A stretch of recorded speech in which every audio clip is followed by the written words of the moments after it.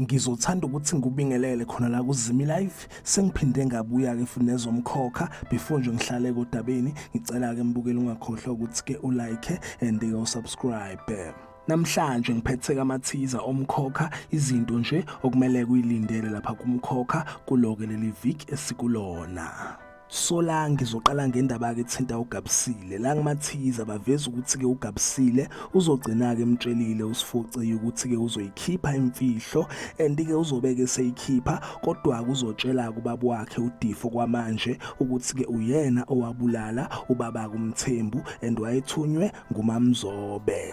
Kuzotha kahlanye uDifa mayithola ngalendaba baphinde baveza ukuthi ke uDifa uzobeke sembuza uMamzobe ngalendaba and ke uzogcina ke mbambe nangezandla. Ngidlule ngiyelapha kwindaba ke ethinta uMabusi benaye kuSiphamandla. So la baveza ukuthi ke uMabusi benoSiphamandla bazoqhubeka nendaba yokubheka isidumbu sikaBaba uMzobe. Baphinde baveza ke la ukuthi ke umalume kaMabusi uzobeke sebajikela, uzobatshela khona ukuthi ke ngeke sebatshengisa ukuthi ke isidumbu sikaBaba uMzobe basifihlaphi. Babeke sebeveza la ukuthi ke kuzoba nenhlekelele, kukhona ozofa and ukufa kwakhe kuzothusa kakhulu umndeni ke wakwaMthembu.